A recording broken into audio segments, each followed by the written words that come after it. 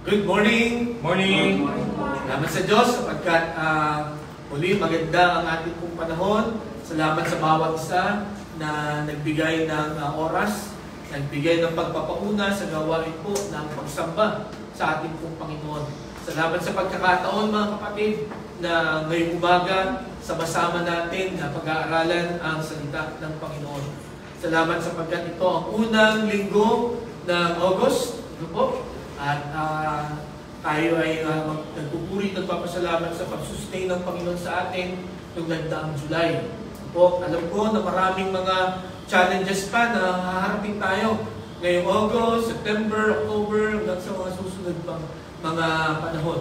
Nawa mga kapatid, ngayong umaga, ituring natin na ang bawat salita na ating mapapag-aralan, ito ay ilaw, ito po ay gabay, ito ay sandata natin, no, sa mga pagsubok na makaparap natin sa mga susunod na mga araw. Sapagkat ito ang dahilan kung bakit tayo nagkakasama-sama dito upang pakinggan ang direksyon, ang instruction ng Panginoon sa bawat isa.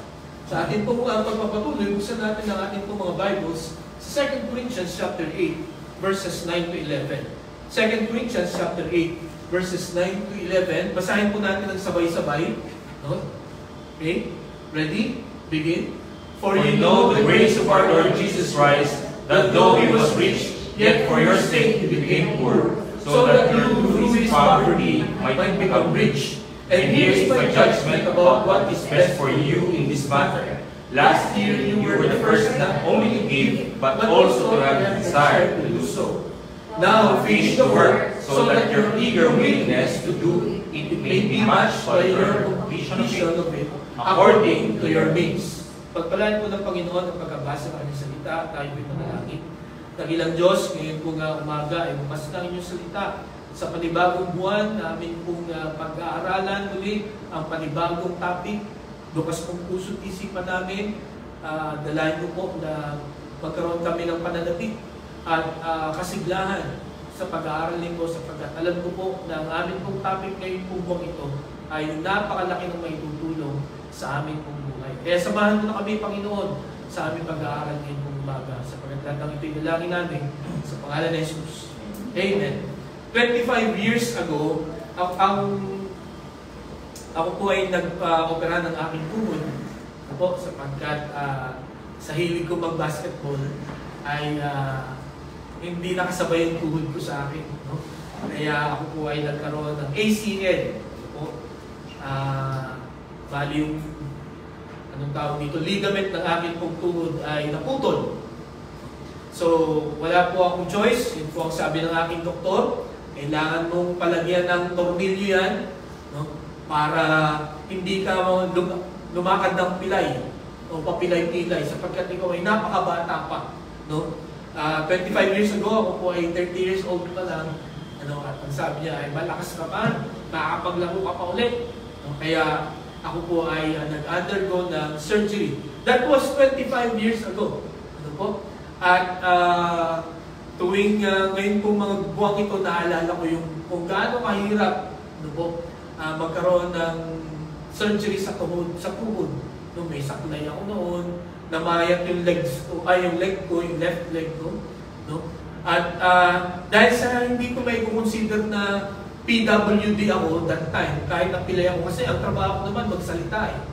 Sabi ko nga, magiging PWD lang ako pagka nabulol ako o kaya naputol yung dila ako. Kasi yun ang parang definition ng PWD. Hindi mo magawa yung trabaho mo. Okay? At alam ko ninyo, ang advice din sa akin ng doktor ko para mapabilis ako ng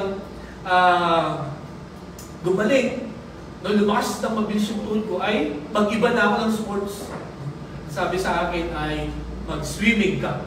No? So nalungkot po ako sapagkat sabi ko ang swimming ay individual sports yun. Eh hilig ko talaga yung group sports to or team sports. No po? Pero sabi niya sa akin, ikaw, bahala ka. Kung gusto mong gumaling, ay teasing mo yung swimming. So sabi ko, kung mag-aaral ako ng sarili ko lang, palagay ko walang mangyayari sa akin. So kailangan ko ng coach. So, naikwento ko na yata ito sa inyo. Nagpunta ako ng UP Los Baños Kasi maraming swimming pool doon at meron ako nakita coach. No? Nung tumalon ako sa pool, no? Pinanood niya ako, ano, sabi niya hanggang kalahati lang ang aabutin nitong tao ito. Hanggang kalagitna lang, hindi yan makakabot doon sa kanila. Na ganun nga nangyari. Kasi ang paglangoy ko ay ganito. Tingnan niyo yung nasa kanan. Yan. Nasa kanan. Okay. Tingnan niyo yung difference, ano? So, ganun ako lumangoy nun. Talagang, sa kalapan, ang tawag dyan ay kalabsawan, ano? Yung talagang banat lang ng banat, no? Tapos, parang ang ingay. No? Sabi nung aking coach, pagka ganyan ng paraan mo ng paglangoy, ay hindi ka gagaling, no? Hindi gagaling yung legs mo, at magkakatrauma ka lang sa pag-swimming. Sabi niya sa akin, tuturuan kita. No? Kung paano lumangoy ng mahaba, ng simple lang, para ka lang namamasyal, no? Sa tubig. No? At sa pamagitan ng ganung style, no? Ay lalakas yung iyong legs. At sabi niya, gusto ko lahat ng iuutos ko sa iyo, gagawin mo. Okay? Sabi ko, ano bang mga iuutos mo sa akin? No? Dapat ganito ang stroke mo, dapat ganito ang posisyon ng paa mo. Pero hindi ko siya ma-imagine talaga kahit na ang haba na ng kwento niya. So, ang ginawa niya, binigyan niya ako ng sample. At ganito yung sample na binigyan niya ng langoy sa akin. Ano sasabi niyo sa langoy niya? Maingay ba? Kalabsawan ba? Smooth, di ba? Okay? So, nagkaroon ako ng idea ngayon na, wow, magiging ganun yung aking langoy. No, very smooth, no, para nga lang namamasyal. No? So, saka ko siya naunawaan, saka ko siya nag-aaya nung nagbigay siya ng example. No? Pero nung puro kwento lang, hindi ko talaga siya ma-imagine. No, doon ko na-realize na ako pala ay hindi pwedeng matuto ng kwento lang or basa. Kailangan ipakita mo sa akin bago ko siya matutunan. Ang tawag doon ay visual learning. No? Yung iba, pwede ng audio lang, yung sasabihin mo lang. Pero ako, audio-visual daw ang klase ng pagkatuto. Alam niyo mga kapatid, ngayong umaga, ang pag-uusapan natin ay ang pinaka-iniiwasan na topic, no, ng mga pastor. At alam niyo po kung ano yun? Yun ay ang pagbibigay. Giving. No po? Maraming mga pastor ang nahihiya kung bakit nahihiya na ipangaral ang sinasabi ng Biblia tungkol sa pagbibigay. Kasi, una, baka sabihin ng mga nakikinig, naku, si pastor, business na naman yan. Or, nanghihingi na naman. No? Or si pastor, parang ang dami na naming naibigay, tapos sasabihin na naman na kailangan nang magbigay. Di po ba? Ewan ko kung may nakausap na kayo, na tao na talagang nagreklamo na siya. Ako po, marami na nakausap na ayoko nang umattend doon sa church na yun. Yun ang sabi. Sabi ko, bakit naman? Giving na naman ng message eh. Diba? Tungkol na naman sa pagbibigay. Diba? Meron niya akong isang pastor na narinig. No? Nag-speak siya sa patay, sa wake. Diba? Naisingit pa rin yung pagbibigay. No? Doon, naisingit niya kung paano daw magbigay doon sa church nila.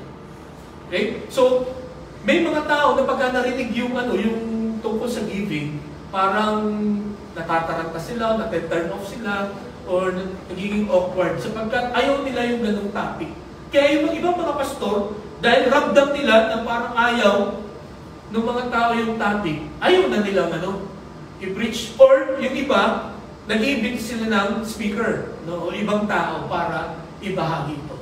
Pero mga kapatid ngayong umaga, alam niyo po, kung meron tayo na dapat ma-master, lalo na sa ating pagbabasa, pag-aaral ng salita ng Diyos, ay tungkol po ito po ay tungkol sa pagbibigay.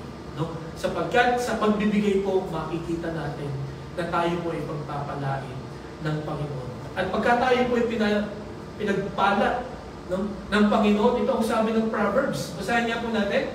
Ready? Begin. The blessing of the Lord makes one rich, and he adds no sorrow with it. Okay? Pag pinagpala ka daw ng Panginoon, you will be rich. Ikaw ay sasagana. Ikaw ay yayaman. For sure, this one rich na ito, hindi lang yung dadami ang pera mo. Kasi hindi lang yung nasukatan ng yaman. No?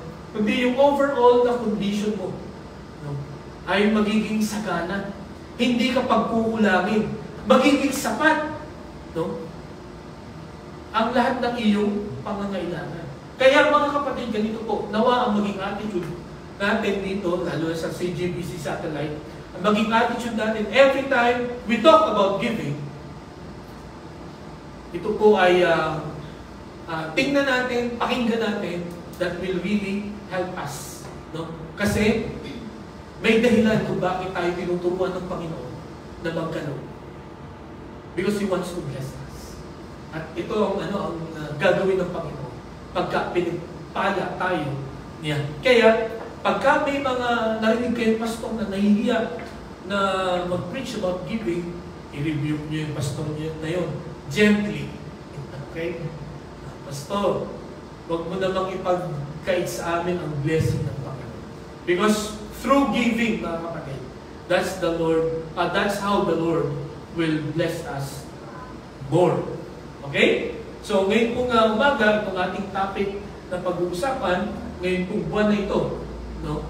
The more blessed to give. Makikita po natin na mas pagpapalain tayo, no? Sa mata ng Panginoon, sa Biblia, makikita po natin na mas pagpapalain tayo pagka tayo po ay nagbibigay. Okay? At nawa ito pong katotohanan ito ay makita natin, no? Ngayon pong buwan ng August. Bakit ba August at hindi na lang July or September? Di ba? Di ba may tayo kasabihan na ina-Agosto ako? So pagka sinabing ina-Agosto ako, taghirap, di mo ba? Ang hirap pumasok ng pera. No? Sapagkat meron pong Chinese tradition na, yun nga, pinauso ang mga Chinese, na pag August daw, ay pinapakalwalan daw ang mga demonyo sa impyerno. No? At sinisira niya lahat ng mga pananim, lahat ng business. No? Kaya taghirap pagka August. No? Kaya hindi sila gumagastos. No? Hanggat maaari, hindi sila nagpapautang, hindi sila nag-i-invest pagka August. Pero mga kapatid, ngayon umaga, ang gusto ko pong makita natin, kung tayo po ay Kristiyano, at sinusunod po natin ang Panginoon, walang August. No? Walang ibig sabihin, walang taghirap na buwan sa atin. Sapagkat ang pangako ng Panginoon, the Lord will continue to bless us. Basta sinusunod natin siya. Pero ito rin po, paalala ko sa inyo. The moment na hindi po natin sinunod ang Panginoon, ang bawat oras at bawat araw natin ay August. Tama ba? Do you agree? Okay? So, mga kapatid, ngayon po umaga, pinamagatan ko po ang ating mensahe, our ever giving God. Kanina, dun sa ating pong video na pinakita ko, sabi ko po sa inyo, hindi ko natutunan yung tinuturo sa akin ng aking coach hanggat hindi niya pinakita sa akin kung paano yung sinasabi niya langoy na magpapalakas sa aking legs. No? At alam po ninyo, nung nakita ko yun, tapos tinuro niya sa akin, no, hindi pala nakakalungkot lumangoy. No? Ang sarap pala. Ang saya pala. No? At hindi mo namamalayan, ang layo na ng nalalangoy mo, nakakadalawang kilometro ka na. Samantalang nung unang salak ko, nung unang dive ko sa swimming pool, kalahati lang, tumigil na ako dahil pagod na pagod. Ngayong umaga mga kapatid, nung iniutos sa atin ng Panginoon na magbigay po tayo, no? Hindi niya lang ito basta iniutos. Ipinakita niya. No? Ipinakita niya muna kung paano magbigay. Kaya ang pamagat ng ating mensahe, our ever giving God. Ang Diyos natin na laging nagbibigay. Alam niyo po, sa aklat pa lang ng Genesis, makikita ninyo kung paano kung gaano katindi ang pagbibigay ng Panginoon. Di po ba? Bago tayo nilikha ng Panginoon, pinalipas niya muna yung 5 days. At ano yung nilikha niya doon? Yung 5 days na yun. No? Lahat ng mga bagay na kakailanganin natin. No? Hindi niya inuna na nilikha ang tao ng first day. Sa 6th day niya nilikha, no? Para well-prepared na. No? Ang lahat ng bagay pagdating natin. Di ba? Napakabait ng Panginoon. Hindi natin hiningi yun, no? Kundi yun ay kusang loob na binigay ng Panginoon. And since the first day, hanggang sa oras na ito, at sa mga susunod pang mga panahon, mga kapatid, our God will be the ever-giving God. Kaya kung may pangangailangan ngayon, kapatid, ng kaibigan, you will experience na ang Panginoon, He is the ever-giving God. Makikita po natin sa Kanyang salita na ang Panginoon, wala siyang gustong gawin sa atin, kundi bigyan po tayo ng lahat ng ating pangangailangan. Ngayong umaga, ano ang mga halimbawa na Kanyang pinagkaloob? Meron po tayong 4 na makikita. Pero bago po natin tingnan yun, ito pong 2 Corinthians, no po, ay pangalawang sulat ito ni Pablo, nung si Pablo ay nasa Macedonia. Okay? Nung unang pumunta po dito si Pablo sa Corinto, or sa Corinth, ito po ay 53 AD, ano po? At nung siya po ay nagpunta dyan, 18 months siya nag-stay at nag-pioneer, no? Siya po nag-start ng gawain dito po sa Corinth. Okay? And then after that, pumunta siya ng Ephesus, nakita niyo yung Ephesus doon. Pagpunta niya ng Ephesus, narinig niya na itong mga taga-Corinto, itong mga Christians dito, nagkakagulo sila, nag-aaway-away sila, no? Meron silang division. At yung Kristo na kanilang tinanggap, hindi nila pinapamuhay. Okay? Kaya, si Pablo ay sumulat sa mga Corinthians, yung 1 Corinthians. Sumulat siya, okay, para ayusin ang problema. At pagkasulat niya ganyan, hindi pa nakati si Pablo, binisita niya ulit yung church sa Corinth para talagang ayusin. So after that, nagsisi na itong mga Corinthian believers, inayos na nila kanilang mga buhay. Kaya itong si Pablo, pumunta na siya ng Macedonia, doon naman siya nag-share ng gospel. So may narinig na naman siya about the Corinthian believers, no? Tungkol sa kanilang giving naman sa pagbibigay. No? So, binigyan ng instruction ni Apostol Pablo, muli itong mga Corinthian believers, paano ka ba magbibigay? At ito ang ating pag-aaralan ngayon. No? Ang unang itinuro ni Pablo ay kung paano nagbigay ang Diyos sa atin. No? Kumbaga, itinuro ng Panginoon yung pattern. Ano ba ang dapat natin gawin? Ano ba ang dapat na nasa puso natin, mga kapatid, sa ating pong pagbibigay? So, ngayon po mga umaga, merong 4 na descriptions ang pagbibigay ng Panginoon. No? Yung kanyang pagbibigay sa atin. Ang una, God's giving is sacrificial. Okay? Siguro madalas na natin yung naririnig, no? Sakripisyo. Ano bang ibig sabihin ng sacrificial giving?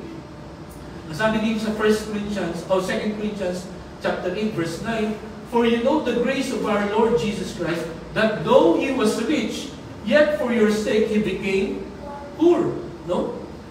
Ang Panginoon, bagamat siya'y mayaman, pero para sa inyo, alang-alang sa atin, siya ay nagpakahirap, no? Para tayo, sabi niya, so that you, through His poverty, might become rich.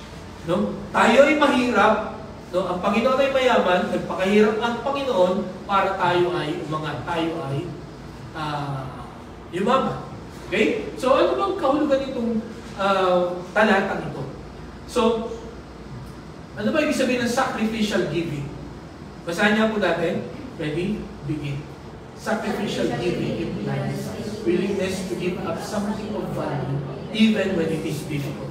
Yan ang ibig sabihin ng sakripisyo. Okay? taus-puso, no? Na pagbibigay ng isang mahalagang bagay. Kahit na mahirap. No? Kahit na mahirap ibigay, pero dahil sa kailangan mo siyang ibigay, ibibigay mo siya.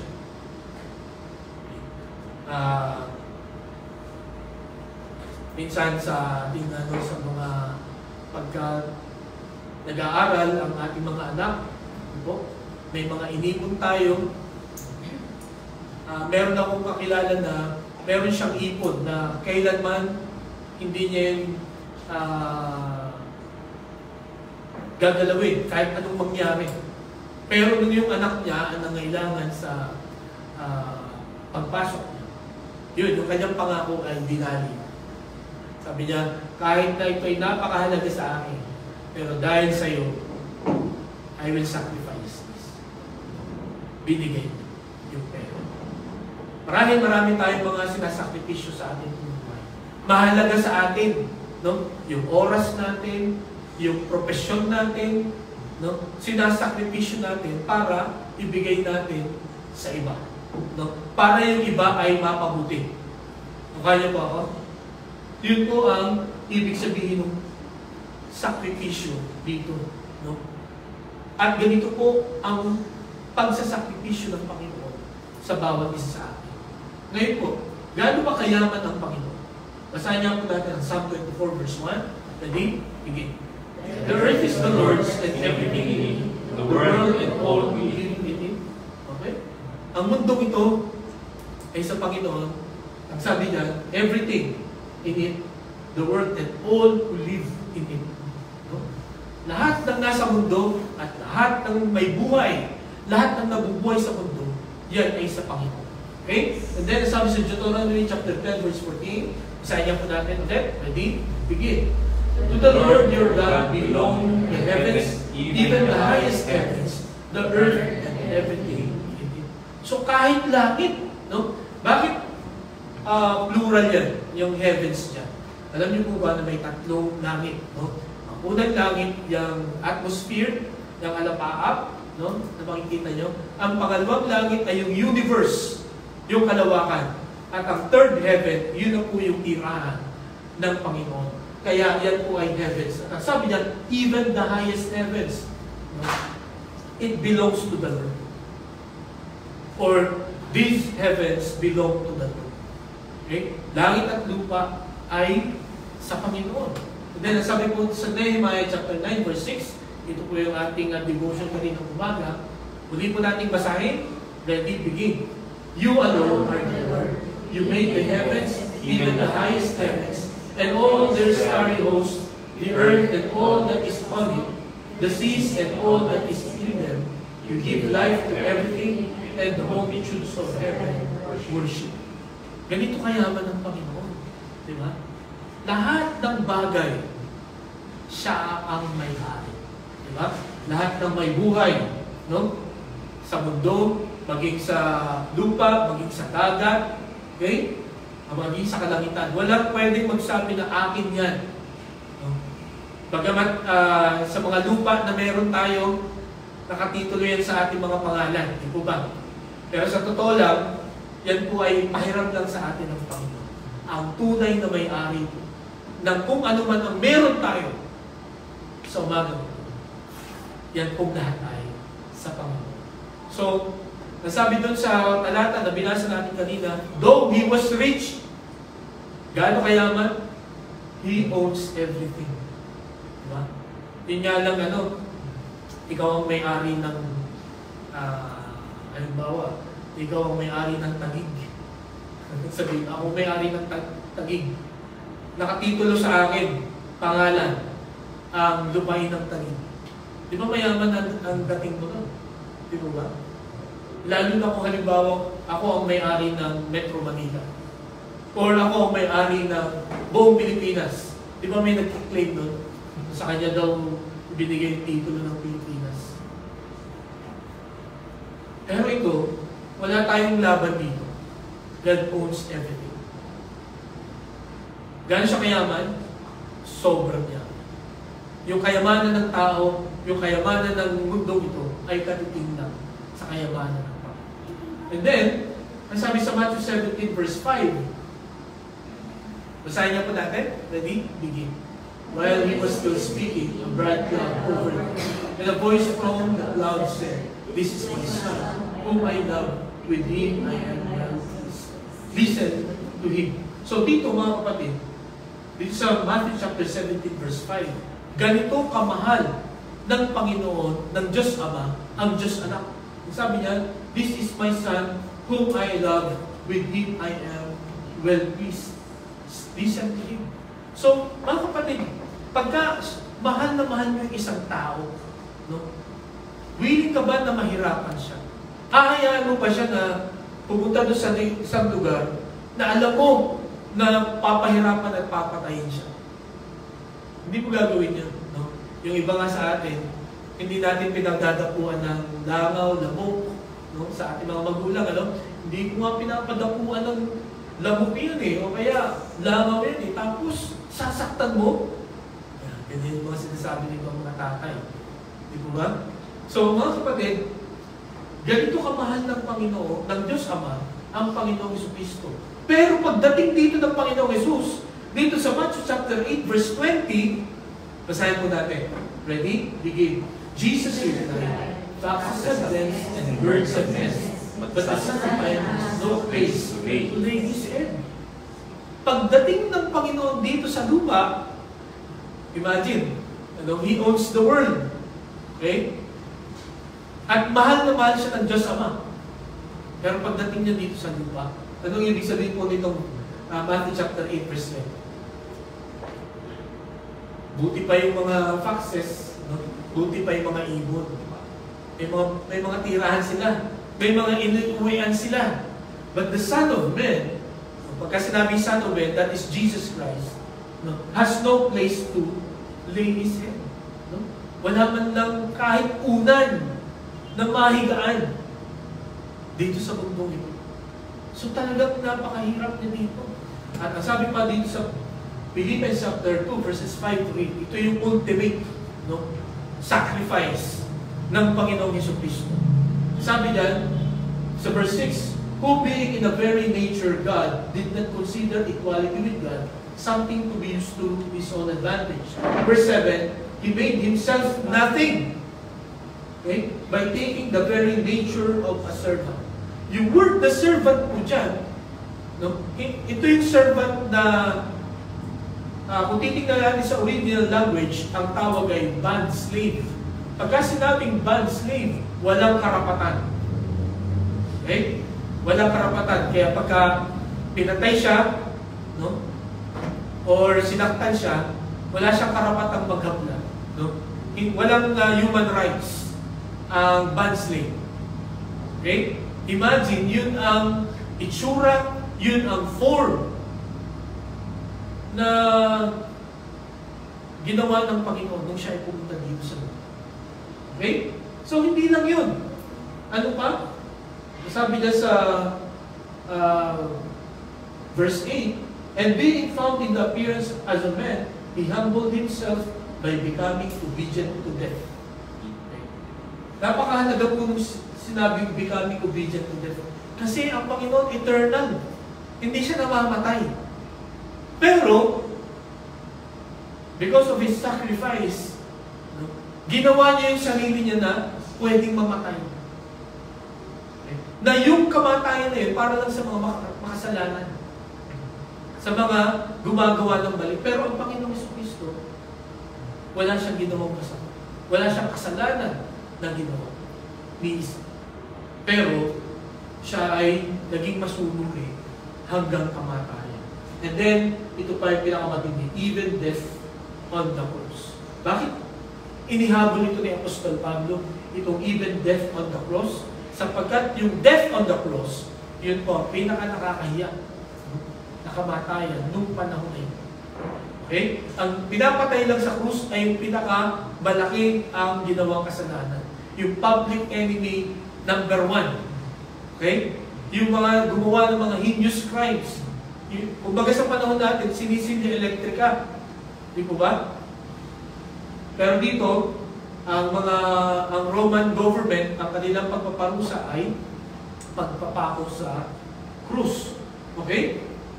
So, kumbaga, kung ako ay mayaman, makipag-negotiate ako. Gagamitin ko yung pera. Pwede bang, Lord, pagpunta ko dito sa lupa, ay sa middle class naman ako pumunta. Pwede hindi na ako sa rich and famous. Pwede sa middle class, naka-condo, okay, naka-townhouse naman ako. Di ba? Pwede na siguro yun. At sana, pagka namatay naman ako, hindi pa pwede yung namatay na lang ako sa sakit. O kaya nabaril ako, nasaksak ako. At least medyo marangal naman. Kasi mayaman ako eh.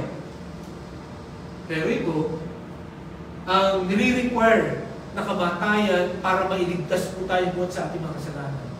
Death on the cross. Sapagkat ito po ay naglalarawan ng sakripisyo ng Panginoon. Mga kapatid, hindi talaga natin ito kumbaga ma-imagine, no? Itong ganito katinding sacrifice. At salamat lang sa Panginoon sapagkat we are in the modern world, no? Na hindi na natin kailangan makita o maranasan yung klase ng parusa noon. Ang dapat na lang natin gawin mga kapatid, sampalatayanan kung ano ang sinabi ng Panginoon dito sa kanyang salita. At ang kanya pong klase ng pagbibigay, it is very sacrificial. Pwedeng tumanggi ang Panginoong Kristo dito. Pwedeng ang Diyos Ama, hindi niya gawin ito. No? Pwedeng mag-magic na lang siya. Pero mga kapatid, alam niyo po ba kung bakit ginawa ng Panginoon ito? Itong ganitong proseso na napakahirap para ma-appreciate natin, mga kapatid, kung paano mag-sacrifice ng pagbibigay. Kung gaano katindi. At makita natin na may karapatan na utusan tayo ng Panginoon na magbigay tayo. Because He Himself gave sacrifice. At yung sakripisyo niyang binigay, I think walang pwede makagawa sa atin. Di ba ba? Kaya, salamat sa Panginoon, no? Because we have an ever-giving God. Pinakita niya, no, na kaya niya magbigay sakripisyo. At dahil sa binigay ng Panginoon, no, sa kabila ng siya ay mayaman, siya ay may karapatan at kakayahan na hindi gawin ito, nagsakripisyo siya. Mas pwede natin gawin ito. No? Sapagkat naniniwala ako, hindi naman tayo ganun kayaman. No? Hindi naman ganun kalaki ang mawawala sa atin if we give sacrificially. Okay? So yun po una na makikita natin, God's giving is sacrificial. Second, God's giving is selfless. No? Magkapatid po ito. Itong sacrificial at saka selfless. Okay? Sapagkat ang meaning po ng selfless, pero balikan po muna natin itong 2 Corinthians chapter 8 verse 9. Sabi diyan, though He was rich, yet for your sake He became poor, so that you through His poverty might become rich. Okay, ang ibig sabihin po ng selfless, basahin na po natin, ready? Begin. A selfless person is concerned more with the needs and wishes of others than with one's own. So, ang ibig sabihin po ng selfless or ano ba tagal sa selfless? Hindi madamo. Hindi makasarili. Yan, tama. Hindi po sakin. Ang iniisip niya lagi ay yung iba. Ano yung makakabuti sa iba? Kaysa sa kung ano ang makakabuti sa sarili. Di po ba? Yung may kasabihan tayo na isusubo mo na lang. Di ba? Susubo mo na lang pero ipapamigay mo pa. Yun ang mga taong selfless. No? At yun po ang ginawa ng Panginoong Jesucristo. No? Ang difference po ng sacrificial at saka selfless, no? Ang selfless, no po, dahil sabi ko sa inyo, magkapatid dito, no? Kumbaga, magkakonektado. Pero ang selfless, kaya ka nag-sacrifice para mapabuti yung iba. Hindi mo na inisip yung sarili mong kapakanan. No? Nag-sakripisyo ka, no? Para yung isang tao ang makinabang. Okay. Halimbawa, sa trabaho, dalawa kayong dalawa na kayong, ang tawag dito, pwede na sa promotion, pero isa lang ang mapopromote. So, pagpipilian nyo lang kung sino sa inyong dalawa. So, ano gagawin mo? Ano mo i-apply ang selflessness? Paparaya ka, di ba? O, ikaw na. Ikaw na. Pero, napakahirap mong gawin. Diba? Ang Panginoong Jesucristo, though He was rich, yet He became poor. No? So that through His poverty, we will become rich. No? Nagparaya ang Panginoon, no? Nagpakahirap siya. Tayo dapat ang mahirap, tayo dapat ang dukha, pero siya ang umako doon para umangat ang ating mga kapatid, ang ating kalagayan. Okay? So, nasabi po sa 1 John chapter 4 verse 10, ganito po pinakita ng Panginoon ang kanyang selflessness. Basahin niya po natin, this is love, not that we love God, but that He loved us and sent His Son as an atoning sacrifice for our sins. Okay? So, pansinin niyo po yun, God sent His Son. Okay? Isa pa po. Sabi sa Romans chapter 5 verse 8, ready? Pakibasa po. Begin. But God demonstrated His own love for us in this, while we were sinners, Christ died for us. Okay, nais ko pong tingnan nyo ito kung bakit ito mahalaga. No? Kasi may nakausap ako nung Friday, agnostic ang tawag niya sa sarili niya. Alam niyo ba kung anong ibig sabihin ng agnostic? Dating naniniwala sa Diyos, pero ngayon hindi na. Dahil marami siyang hinihiling sa Panginoon, pero hindi sinagot ng Panginoon. Kaya ang conclusion niya ay walang Diyos. Diba? Hindi totoo may Diyos. So, ang sabi niya sa akin, bakit kailangan pang mamatay? Bakit pa kailangan isugo ang anak para mamatay? Para maligtas ang mga tao? Hindi ba Diyos nga siya? Anong logic mo? Diba? So, ang pinagmamalaki niya sa akin ay, ang ginagamit niya sa kanyang buhay ay logic and science. So, sabi ko sa kanya, pagka nanatili ka lang dyan, hindi mo talaga makikilala ang Panginoon. Kasi sa totoo lang, kung lalawakan mo pa yung isip mo, kung pag-aaralan mo talaga ang Diyos, marirealize mo na. They complement each other. Ang science and logic will support yung kapangyarihan na ginawa ng Panginoon sa bawat isa. Sabi ko sa kanya, magkaroon ka lang ng tanong. Sabi niya, hindi. Kaya nga, yan ang mga tinuturo. Kaya yan itinuro para matakot ang tao, yung Biblia. Parang yan gano'n. Okay, anyway, pinag-isipan ko to, Bakit nga ba gano'n? Bakit isinugod ng Panginoon yung kanyang anak? Bakit hindi nila ang ama ang pumunta? Okay na ako? Bakit hindi nila ang ama ang nagpapako sa puso? Bakit yung anak pa? Ano ang significance niyan po sa ating mga buhay? Mga kapatid, ganito po. Ang akin pong nakita. Siguro narinig nyo na yung aakuin ko na yung paghihirap. Huwag lang danasin ng anak ko. Narinig niyo yun? Parang pag nagkasakit ng malala, nagkasakit ng malala yung anak mo, parang ipagpepre mo, Lord, sana ilipat mo na lang sa akin. Ako na lang. Huwag na siya. Kasi ganun lagi ang thinking natin. We always want to spare our kids, our children, sa sufferings. Diba? Tayo na lang. Meron niya akong narinig, ang sabi niya, kaya nga ako nagsisikap. Kaya nga ako nag-iipon. Para itong anak ko, hindi na niya madanas yung kahirapan na pinagdaanan ko. Diba? At sabi pa rin sa pagnarinig ko, gagawin ko ang lahat para hindi na niya maranasan yung pinagdaanan kong hirap. Na sa totoo lang, delikado po yun. Pero ganun tayo mga tao. Di ba? We will do everything to spare our children sa suffering. Pero ang sabi ng Romans chapter 8 verse 32, God did not spare His Son. Kahit na meron ganong attitude tayo, no, na hindi ko hayaan masaktan ng anak ko. Ako na lang. Pero ang ginawa ng Panginoon, hinayaan niyang masaktan yung kanyang anak. Bakit? Ano gusto niya ipakita? Gusto niya ipakita sa atin mga kapatid.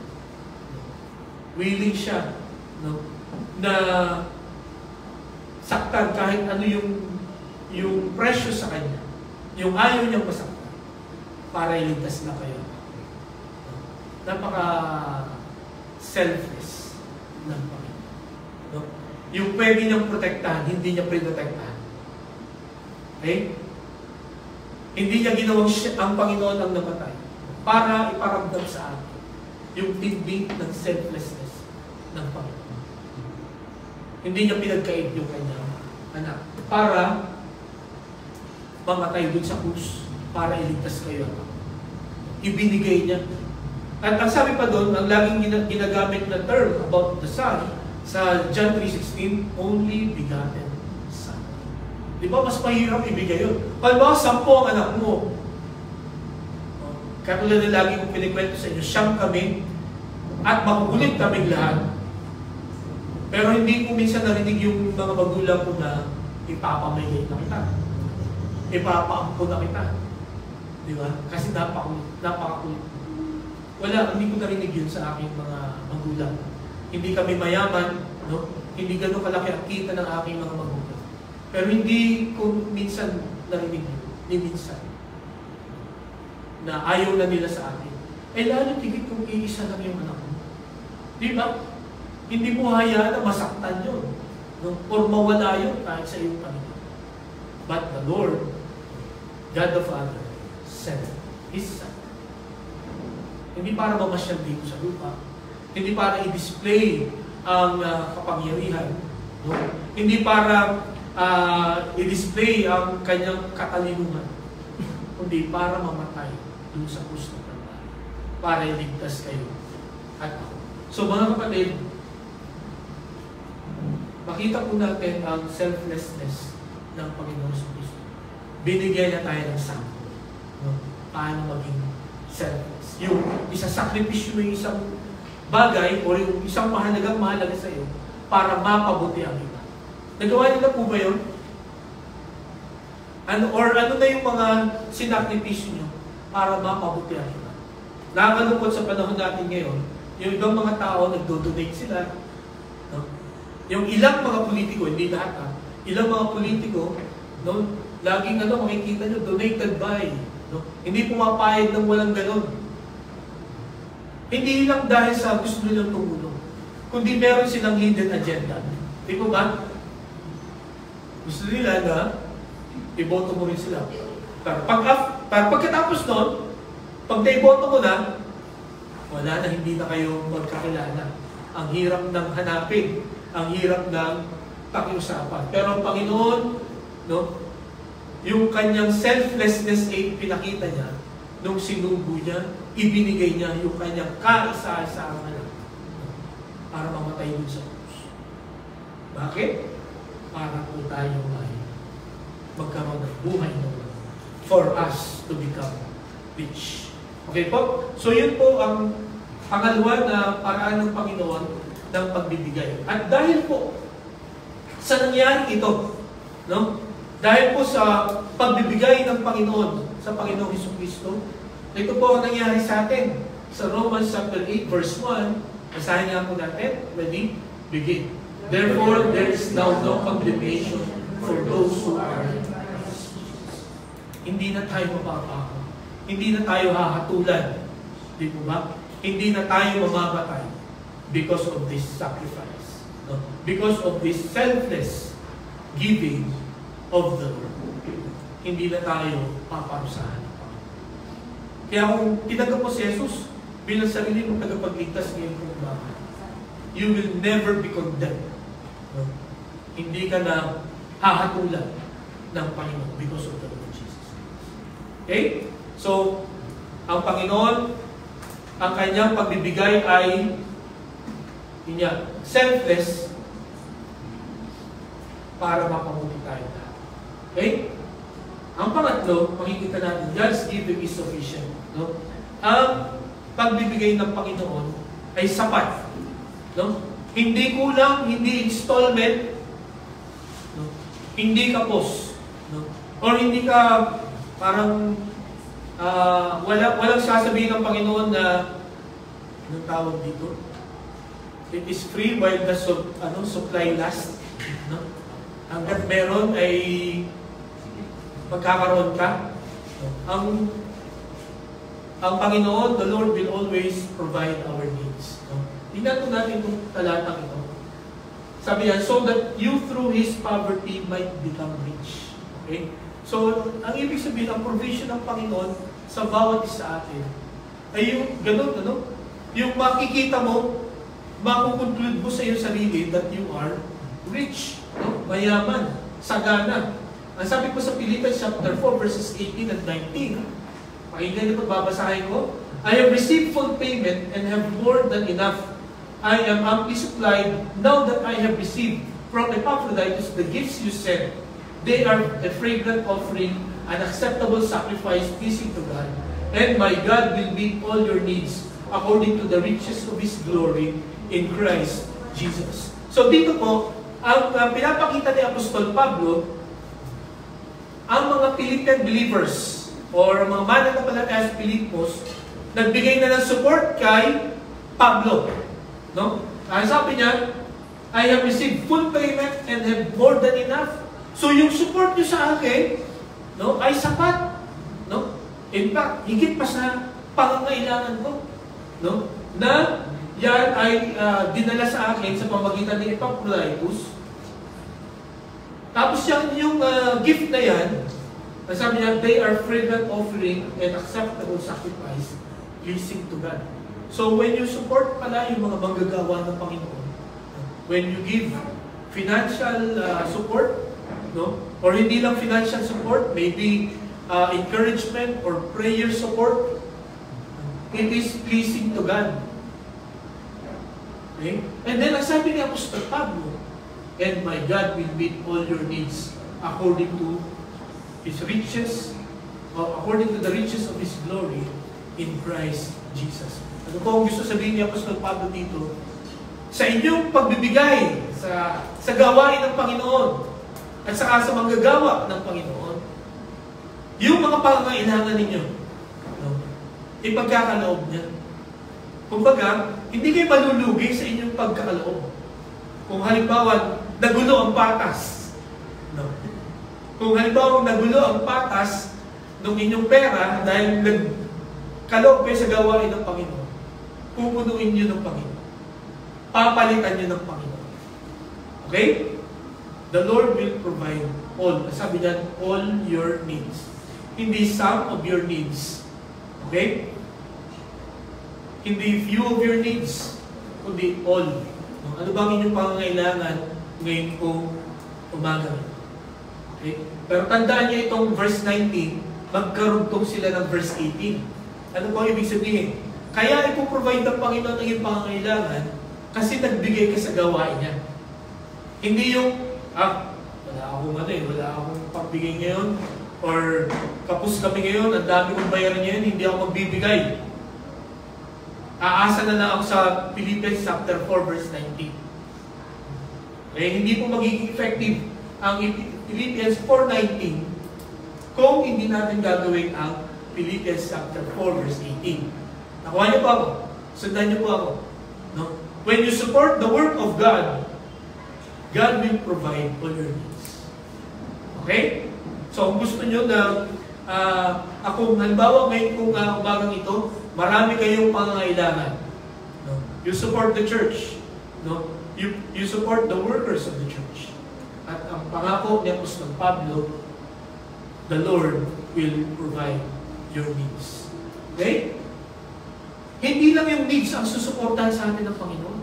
Ang sabi pa dito sa Psalm 37 verse 4, basahin niya po natin. Ready? Begin. Delight yourself also in the Lord, and He will give you the desires of your heart. Okay? Hindi lamang needs, but yung desire ng iyong puso, pagkakaloob niya. Pero, may gagawin ka muna. You delight yourself also in the Lord. Ano bang ibig sabihin nung you delight? Or maging masaya ka sa Panginoon? May idea po ba kayo anong ibig sabihin? You delight. Ang ibig sabihin lang po, no, tayo po ay maging willing and eager to obey the Lord. Okay? Na pagka may utos ang Panginoon, yes, susundin ko yan. Kaysa yung marinig mo na, may utos na naman. Saka ako na lang gagawin yan. Diba? Napapalipas muna ako ng ilang taon. Saka na pag may asawa na ako. Saka na pagka may pamilya na ako. Saka na pag nakatapos ako.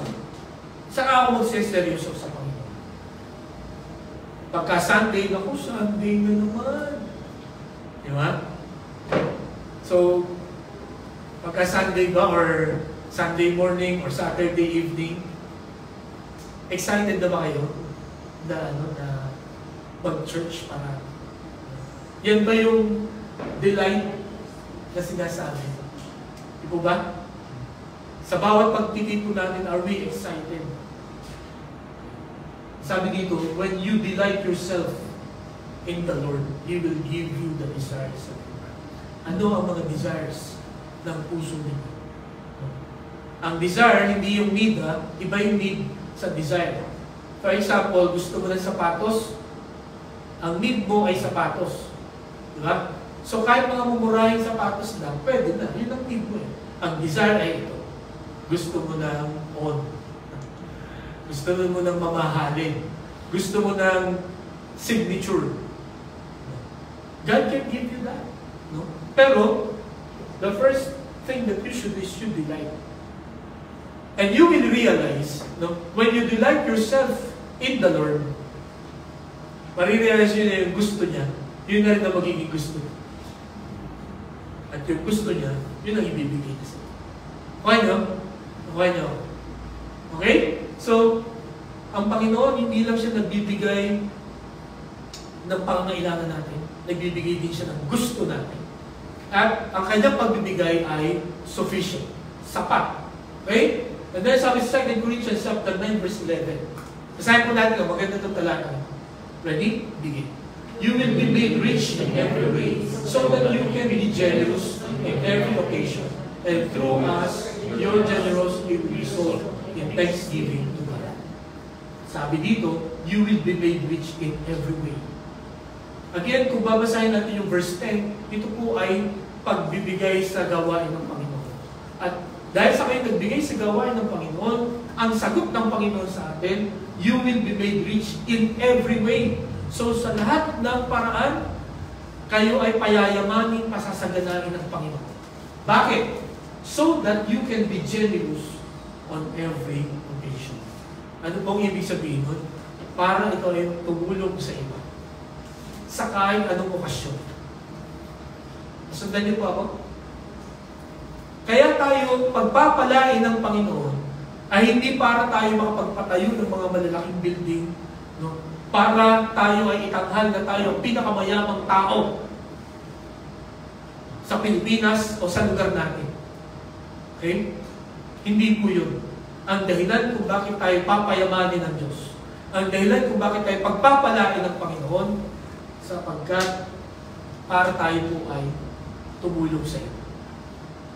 Sapagkat sa pagtulong natin sa iba, alam niyo po ba, mas lalong dadami yung ating po mga kayamanan, yung ating mga ari-arian. The more we help each other, or the more we help others, mas maraming blessing na ating pong matatanggap. Sabi nga sa Proverbs 11, a generous person will prosper. Okay? At yan pong katotohanan yan ay walang pwedeng magpasinungaling. Ano po? So, mga kapatid, ito po ang dahilan bakit tayo i-bless ng Panginoon. Kaya, mga kapatid, sana huwag nating tanggalin sa ating isipan na tayo po ay makatulog. Meron pong isang tennis player, sikat siya, tennis player. Siya po ay kumain sa restaurant, sila mag-asawa. At nagbigay siya ng malaking tip dun sa waitress. At nilagay niya dun sa resibo, "The Lord gave this to me," or to us. So we want to share this to you. So iyak talaga yung waitress sapagat napakalaki. So hindi ko naman sinasabi sa inyo magbigay kayo ng malaki ng tip.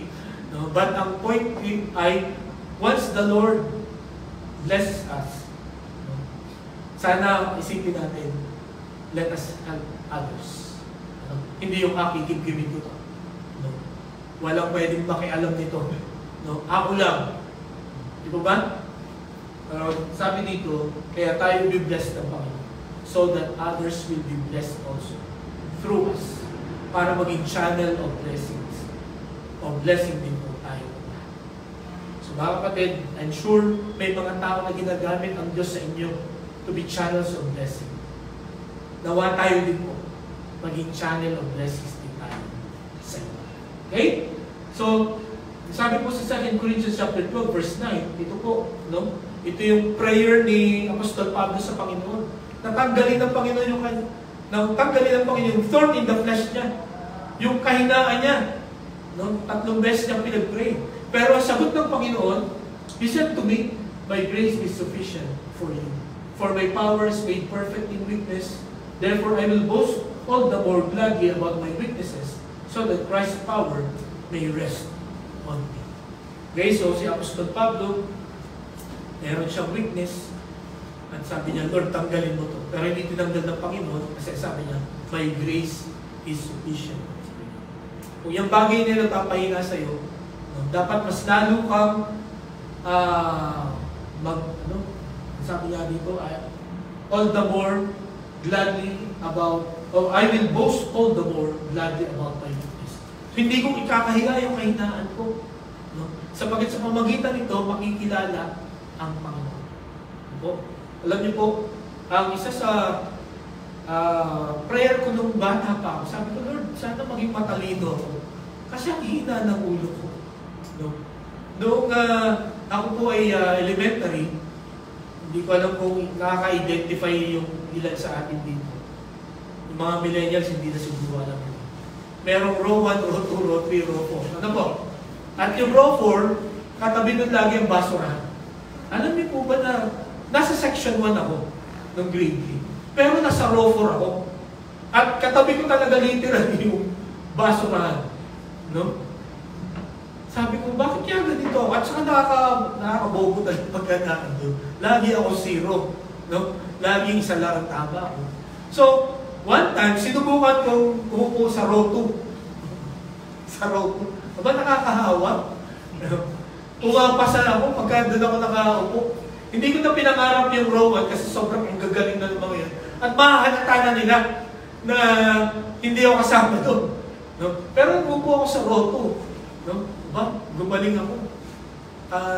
Nagsikap ako mag-aral. No? Pero ang prayer ko parati sa Panginoon, Lord, sana magkaroon ako ng wisdom na impakunawa sa maraming mga bagay. Kasi nga, since childhood, parang yun yung row 4, nakakaano talaga yun eh, kalagi. Pero nung mapag-aralan ko ito, no? Parang dapat hindi ko ikahiya na, hindi ko kinakahiya na, hindi ko naman pinagmamalaking row 4 ako. No? Pero ang point ko, mga kapatid, in my weakness, I know the Lord is using me, no? To share the Word of God. Na yun po ang pinakakailangan ng tao. Kung tutusin, hindi ako pipiliin ng Panginoon kung pakalanuhan ang pagbabahagi ng salita ng Diyos. Di ko ba? Hindi ko mamimit ang kahit anong requirement. Pero dahil ganito ang gusto ng Panginoon, ginagamit niya, no, yung mga weaknesses natin para maipakita niya yung kapangyarihan ng Panginoon. Then, God's grace is sufficient for each one.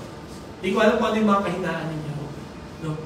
Hindi ko alam kung ano yung mga gusto nyo baguhin ng Panginoon sa buhay. Pero ang sabi ng Panginoon, my grace is sufficient. Yung pangangailangan mo, pupunan. Okay? At sa pamumuhay natin sa mundo ito, magkakaroon tayo ng pakinabang. Because of God. Because of God's grace. No? Because of His grace that is sufficient for each one of us. Okay po?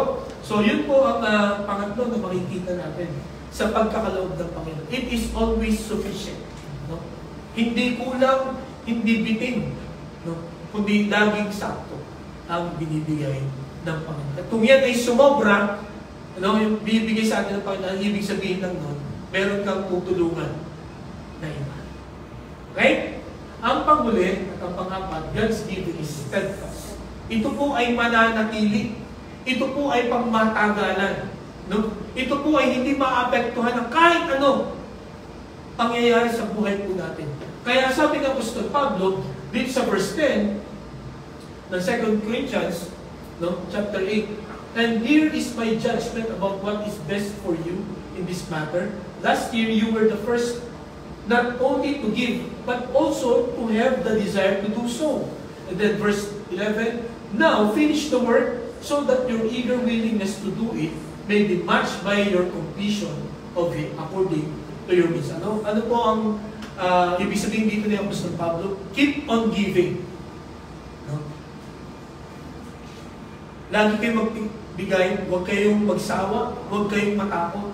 No? You complete the task of giving. Why? Because God's giving is steadfast. Anong ibig sabihin nun? Yung pagpapala na ibibigay sa inyo ng Panginoon, tuloy-tuloy yun. No? Hindi yun matatapos. Hindi yun mauubos. Walang expiration date ang blessing ng Panginoon. Okay? Ang Panginoon, no, habang buhay po tayo, habang may pangangailangan tayo, the Lord will always provide. Okay? And His giving is steadfast. Ito po'y mananatili kahit ano bang sitwasyon ng buhay natin. Sabi nga po sa Hebrews chapter 13, verses 5 and 6, basahin po nga natin. Ready? Begin. Keep your lives free from the love of money and be content with what you have. Because God has said, never will I leave you, never will I forsake you. So we say with confidence, the Lord is my help. I will not be afraid what can mere mortals do to me. Okay? So pagka tayo po ay may pangangailangan, sana hindi po tayo mangamba at hindi mawala ang ating pananampalataya sa Panginoon. Sapagkat ang sabi dito sa verse 5, no, never will I leave you, never will I forsake. And then verse 16, the Lord is my helper, I will not be afraid. What can mere mortals do to me? Okay? O ang Panginoon ang ating katulong, katuwang sa buhay, may magagawa ba ang ibang mga tao? Kahit na tayo ay pagtawanan, kahit na tayo ay takutin, ng maraming mga tao. If we trust the Lord, no, kung pangahawakan natin na ang Panginoon ang mag-provide ng ating po mga pangailangan, nawang maibsan o mawala yung ating po mga pangamba. Nag-sure tayo kung lahat ay nakaka-experience ng pangamba. Di po ba? At sa ating pong pangamba ay ating pong nakakalimutan ang provision ng Panginoon. Nakakalimutan na kasama pala natin ang Panginoon. Nakakalimutan natin na the Lord is my helper. At nakakalimutan natin that nothing can harm us or no one can harm us when God is with us. Ano po? At ang pangako niya, hindi natin ito hiningi sa Panginoon, kundi ito yung pinangako niya sa atin. I will never leave you nor forsake you. Maraming mga tao na mga inaasahan natin ng akala natin ay mananatili, tutulong. No? Pero yun pa yung mga tao na wala, di po ba? Pero ang Panginoon, kahit hindi natin siya nakikita, kahit hindi natin siya nararamdaman, kumikilos siya sa buhay. He is always there to provide our needs. Mga kapatid, ang Panginoon po, no, ipinakita niya yung halimbawa ng pagbibigay. No? His giving is sacrificial, selfless, sufficient, and steadfast. Sana sa lahat ng ito, walang lumabas sa ating pong bibig, kundi pasalamat sa ating Panginoon. Huwag tayong mapagod na magpasalamat. Sapagkat sa pamagitan nito ng ating pagpapasalamat sa Kanya, una, mawawala yung ating pangamba. Pangalawa, matututo tayong magbigay. Hindi magiging tikom ang ating pong mga kamay, kundi magiging bukas ang ating pong mga palad, ang ating pong mga puso, ang ating mga bulsa sa pagkakaloob sa Panginoon. Because God showed it to us. No? He gave sacrificially, selflessly, sufficiently, and steadfast. Sana ganito rin po ang maging paraan ng ating pagbibigay. Tayo bimanalangin. Panginoon, salamat po sa inyong paalala. Salamat po sapagkat ikaw ang una na nagbigay ng halimbawa kung paano magbigay. Sapagkat by nature, kami pong mga tao ay madamo. Ayaw namin magbigay. Ayaw namin mabawasan yung kakaunti na meron kami. Pero salamat po sapagkat ikaw na may karapatan at may kakayahan na huwag magbigay at huwag tumulong. Dahil hindi naman kami karapat dapat tulungan. Yun po ang inyong ginawa. Tinulungan mo kami, nagsakripisyo ka. Hindi mo inisip ang inyong sarili. At pinagkaloob mo lahat ng mga bagay na kailangan namin. At ito, Panginoon, ay mananatili. Kaya, Panginoon, sa buwang ito, tulungan mo po ang bawat sa amin na magbigay sa inyong gawain, magbigay, Panginoon, sa mga nangangailangan. Salamat po, ito aming dalangin sa pangalan ni Jesus. Amen. Okay, tawagin po natin ulit.